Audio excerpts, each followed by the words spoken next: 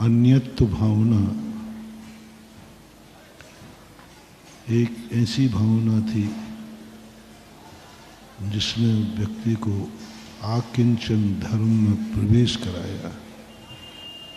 किंचित अपि मम ना, किंचित मात्र भी मेरा पर पदार्थ नहीं है, किसी अपेक्षा से नहीं। आकिंचन धर्म अनेक नयों का धर्म है। अविरत सम्यक दृष्टि अपनी श्रद्धा से आकिंचन होता है,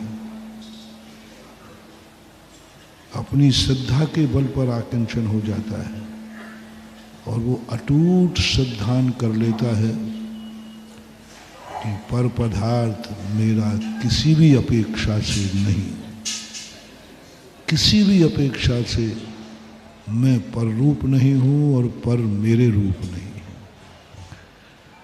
फिर जब वही सम्यक दृष्टि एक अंतर मुहूर्त में, जब प्रथमोपसम सम्यक दर्शन होता है,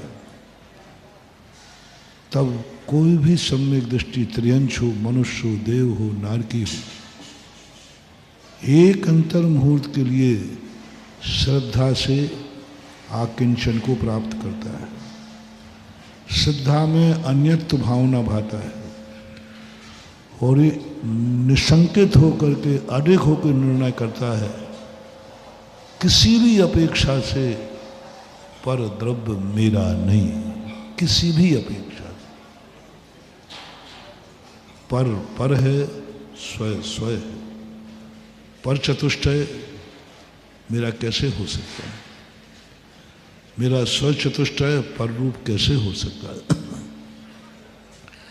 ऐसी श्रद्धा दशा अविरत सम्यक दृष्टि की एक अंतर मुहूर्त टिकती है और एक अंतर मुहूर्त टिकने के बाद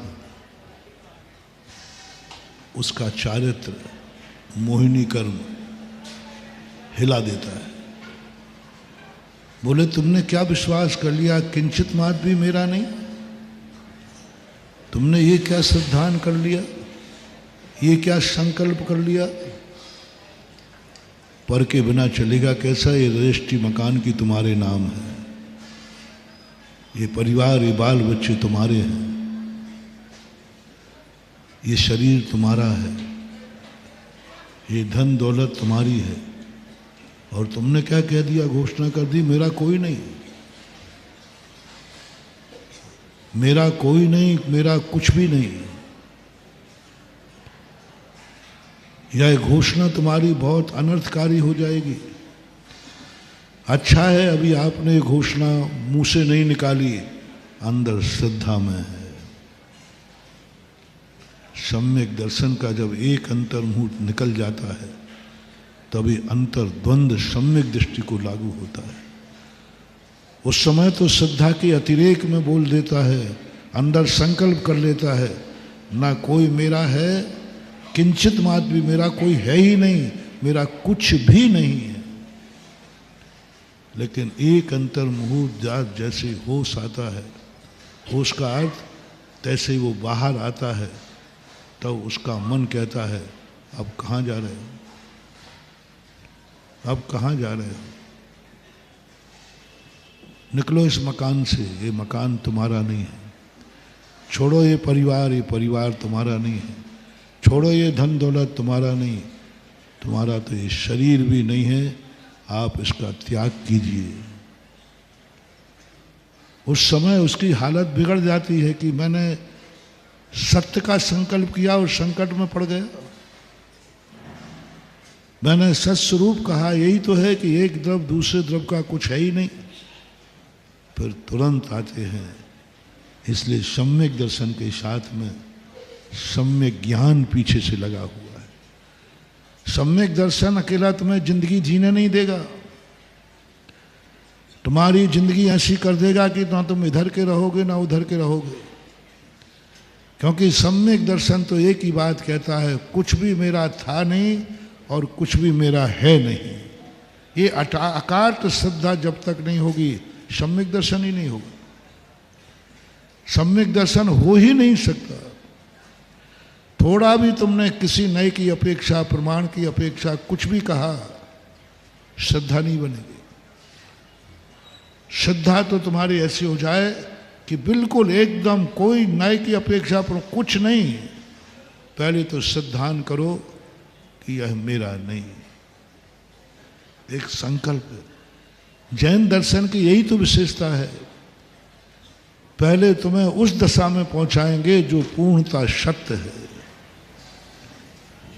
पूज्यवर बताते, एक बार ज्ञान सागर महाराज के समय एक दीक्षार्थी आए, सब कपड़े उतार दिए, केशलोन कर दिए। महाराज ने कहा ये चश्मा भी उतारो। बोले महाराज जी चश्मा उतार दूंगा तो मुझे तो कुछ दिखेगा ही नहीं। तो क्या देखने के लिए दीक्षा ले रहे हो?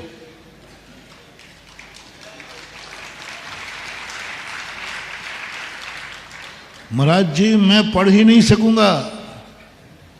बोले क्या पढ़ने के लिए दीक्षा ले रहे हो? यहां पढ़े लिखे को दीक्षा मिलती है, मूर्खों को नहीं। पढ़ के जो आए हैं अब कुछ नहीं पढ़ना है, यही दीक्षा का नियम है। दीक्षा का अर्थ है फल, नानस्य फलम उपेक्षा। दीक्षा लेने का अर्थ है कि ज्ञान का फल हो गया, बस खत्म, अब क्या करना? फल आने के बाद फिर क्या करना? वास्तविक पूछा जाए तो दीक्षा लेना ही ज्ञान का फल है, उसी को फल बोलते हैं। अब कुछ पढ़ना, जब फल मिल गया तो अब पढ़ना क्या है, लिखना क्या है? कोई स्वाध्याय नहीं। मुनि महाराज के दीक्षा लेते ही जो बड़े बड़े महाराज हुए हैं, वे दीक्षा लेने के बाद कोई पढ़ाई नहीं की, कोई पढ़ाई नहीं की। दीक्षा लेने के बाद ध्यान में बैठ गए। बाहुबली दीक्षा लेने के बाद बाहुबली ने कौन से ग्रंथ का स्वाध्याय किया, कौन से समूषण में गए?